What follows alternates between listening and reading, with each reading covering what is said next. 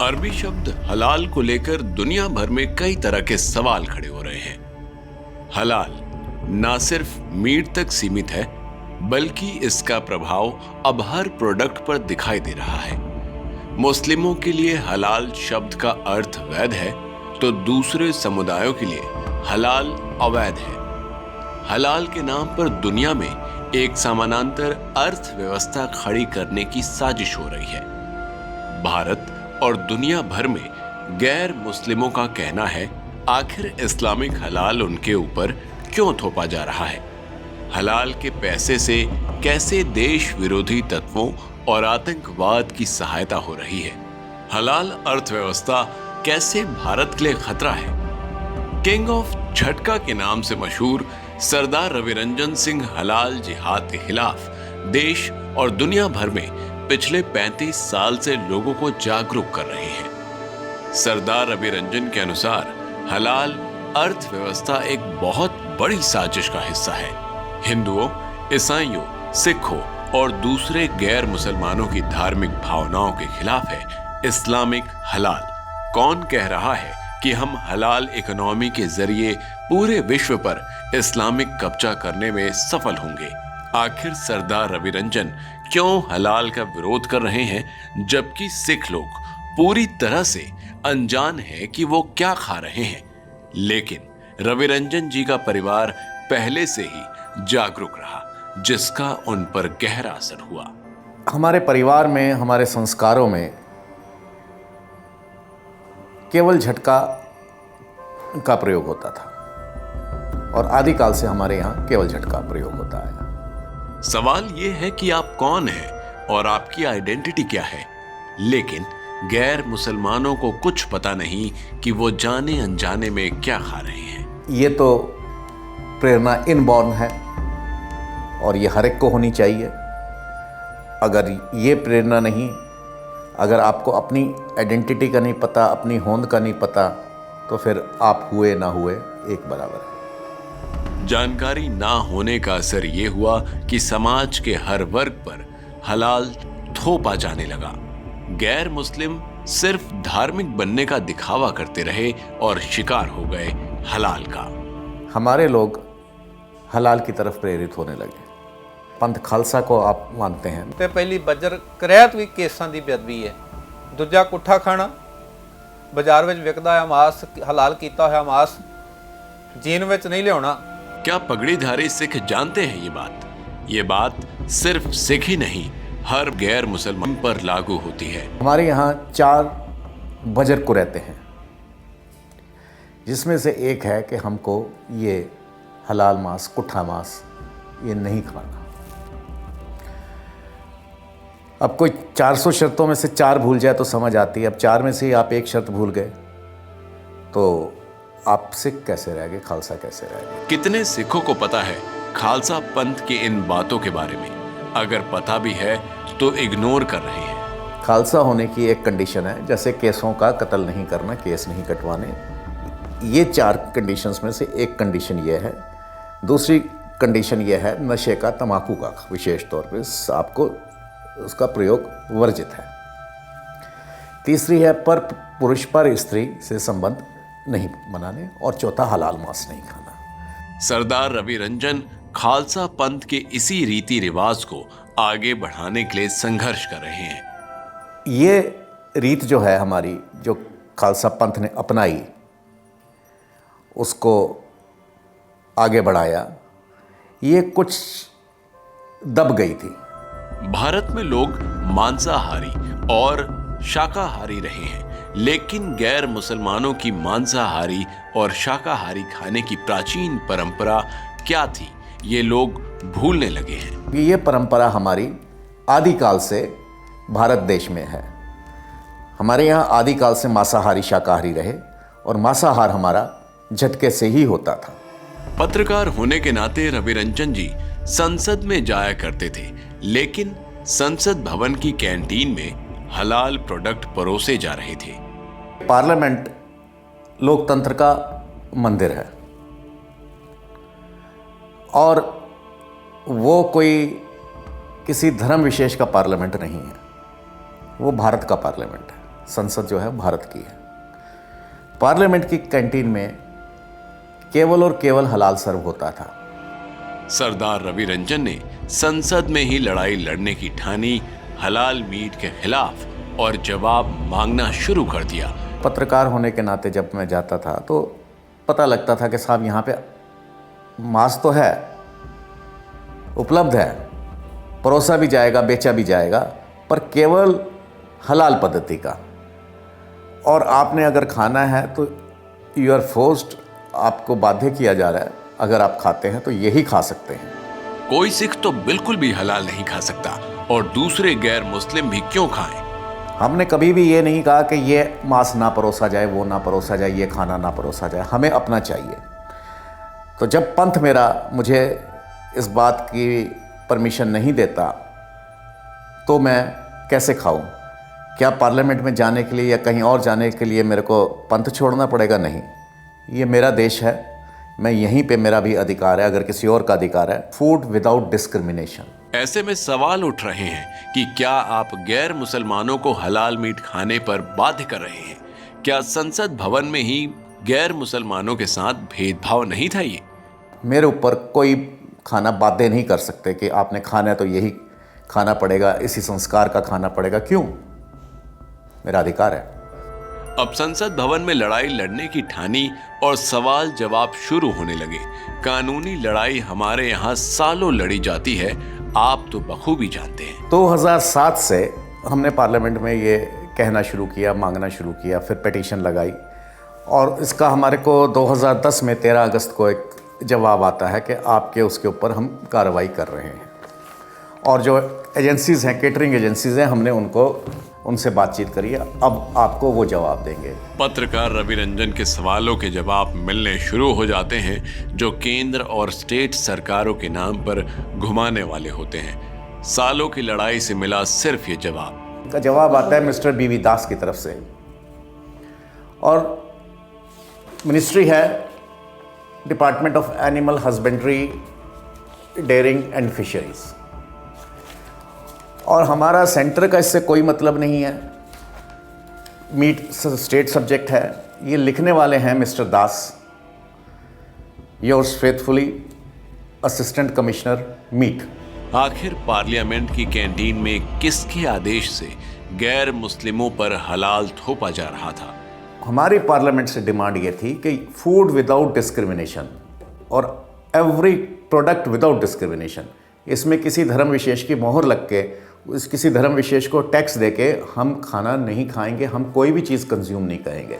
लड़ाई जारी थी, संसद और उसकी समितियों से सवाल जवाब हो रहे थे, लेकिन हमें 10 साल के इंतजार के बाद 2020 में पता चलता है कि कैंटीन शाकाहारी हो गई है। 2020 में हमें पता चलता है कि ये कैंटीन जो है वेजिटेरियन कर दी है। वेलकम। हम ये नहीं कहते कि वेजिटेरियन ना करें, बहुत अच्छी बात है, इसमें कोई, हमारा उद्देश्य यह था कि हमारे को केवल और केवल एक तरह का मांस ना परोसा जाए। लेकिन क्या अब हलाल प्रोडक्ट संसद की कैंटीन से हटा दिए गए हैं, या फिर हलाल मांस को हटाकर कैंटीन ने अपना पल्ला झाड़ लिया है?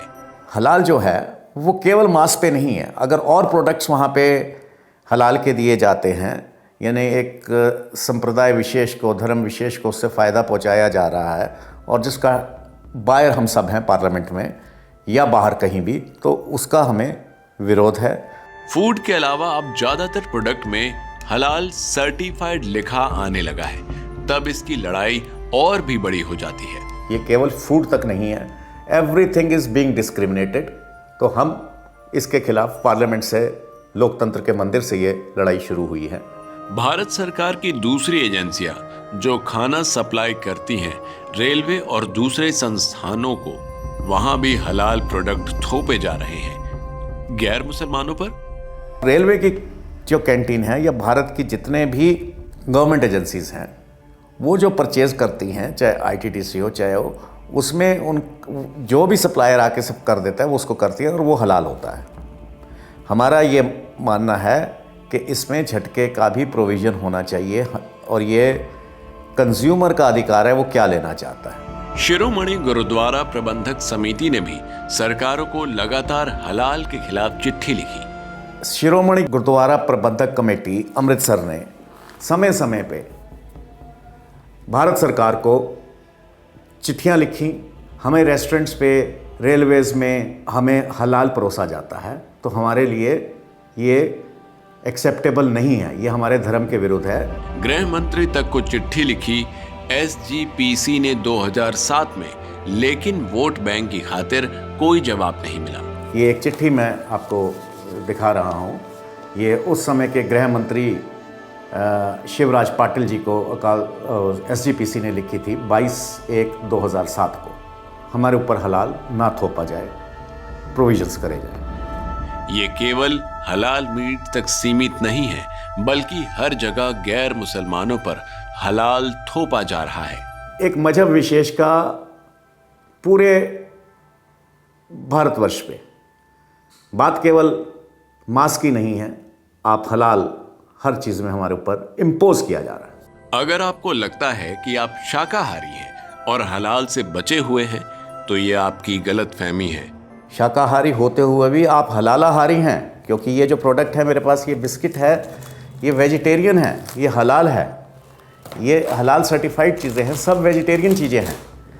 तो हलाल ये मत समझिए कि आप शाकाहारी होकर हलाल से परे हैं, हलाल से बचे हुए हैं। क्या आपको पता है मैकडॉनल्ड, बर्गर किंग, पिज्जा हट, KFC जैसे बहुराष्ट्रीय कंपनियां हलाल सर्व कर रही हैं। शाकाहारी बेचने वाली कंपनी बिकाजी, अमूल और हल्दीराम के साथ पतंजलि ने भी हलाल प्रमाण पत्र लिया हुआ है। कॉर्नेटोस के चिप्स, गवर्नमेंट डिलाइट के चॉकलेट, बिग कोला के पेय, नेस्ले की Maggi, ईबा cosmetics, Himalaya herbals, organic नेत्र का काजल और साबुन भी हलाल प्रमाणित है।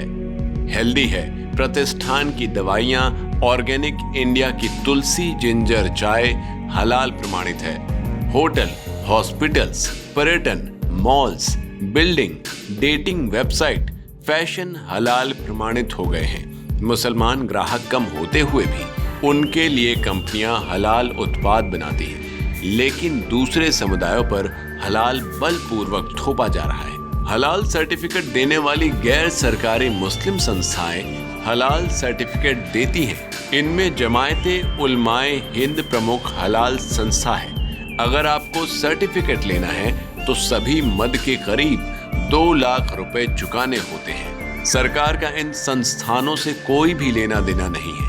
ये पैसा पूरी तरह से इन इस्लामिक संस्थाओं का है, चाहे ये कैसे ही इसका प्रयोग करें। ऐसे में सवाल ये है कि इन संस्थाओं को सर्टिफिकेट देने का अधिकार किसने दिया है? हलाल अर्थव्यवस्था पूरी तरह से सरकार के समानांतर अर्थव्यवस्था खड़ी हो रही है। इसे ही इस्लामिक अर्थव्यवस्था का नाम दिया जा रहा है। हलाल इकोनॉमी एकदम से पैरेलल हमारे देश की इकोनॉमी के चल रही है, ठीक है ना। तो ये एक तरह से हमारी इकोनॉमी पे घात है, मतलब अटैक है।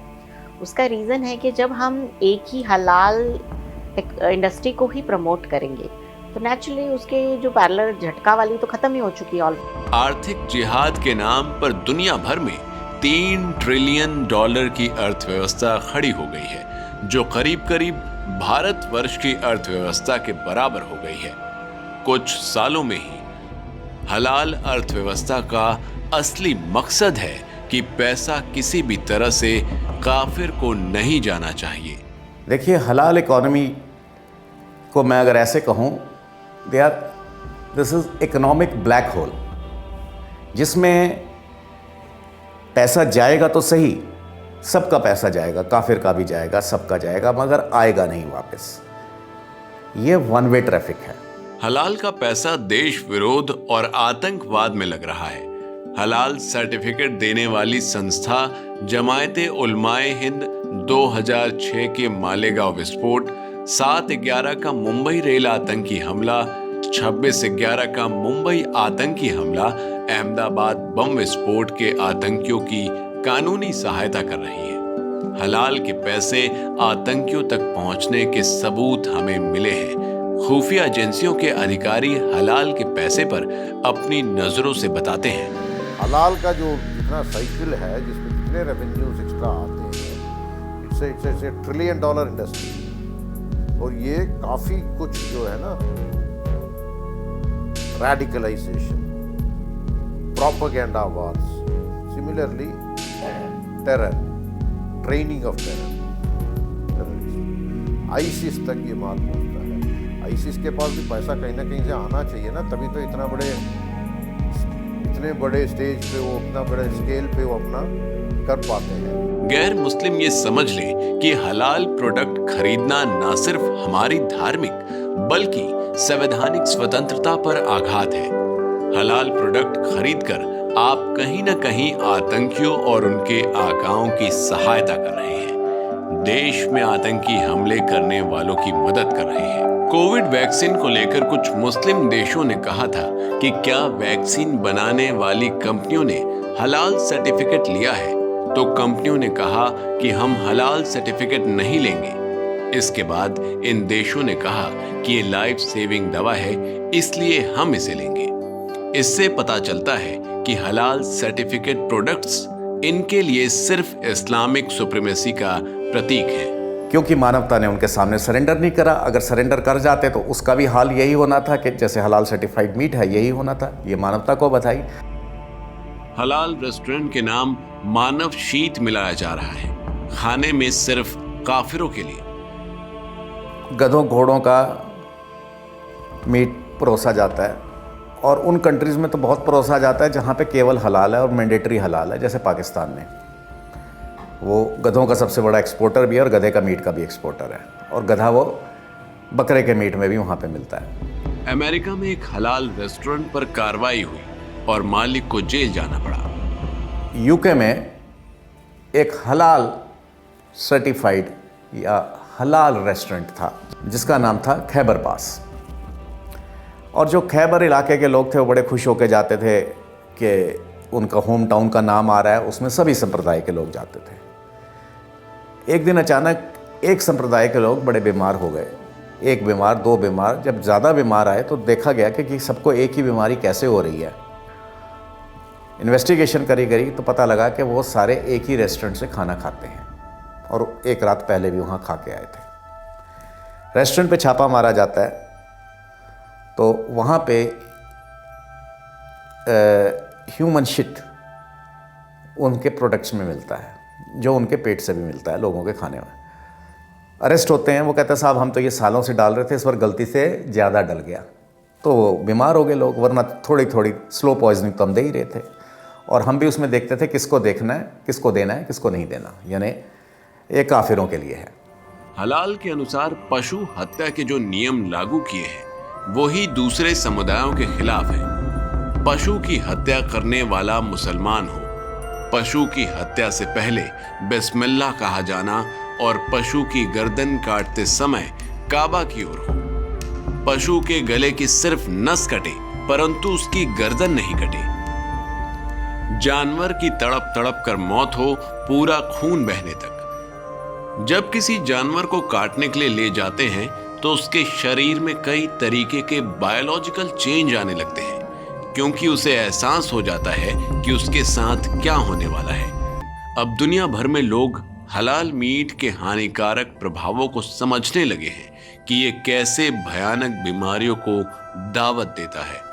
अभी पूरी दुनिया में बहुत अवेयरनेस बढ़ गई है। जो एनिमल्स को काटते हैं, स्लॉटर हाउस में ले जाते हैं और बहुत अमानवीय तरीके से, बहुत ही खराब तरीके से उनको काटा जाता है, तो उस काटने के दौरान जो है बहुत सारे ऐसे हार्मोन सीक्रेट होते हैं बॉडी में एनिमल्स के, जो स्ट्रेस हार्मोन्स होते हैं, जिसकी वजह से एनिमल को बहुत टेंशन होती है और वो टेंशन जो है वो ट्रांसफर हो जाती है जो आदमी खाता है उसमें। हलाल हत्या के खिलाफ दुनिया भर में लोगों में जागरूकता फैलने लगी है। कई देशों में हलाल पर पूर्ण बैन लगा दिया गया है, क्योंकि इससे मिलने वाला मीट मनुष्य के लिए हानिकारक होता है। तो अभी बहुत सारी कंट्रीज हैं यूरोप में जहां पर हलाल किलिंग्स को स्टॉप किया गया है, बैन किया गया है, और इस दिशा में अब मुस्लिम कम्युनिटी को भी सोचना चाहिए कि क्या वो चाहते हैं कि उनके बच्चे, उनके यूथ, उनके लोग जो इस तरह का मांस खा रहे हैं, जो इतना तड़प तड़प के जानवर मरता है और वो हार्मोन्स उनके अंदर जा रहे हैं, क्या उनको अपनी हेल्थ खराब करनी है? हलाल जिहाद के जरिए गैर मुसलमानों को बेरोजगार करना है।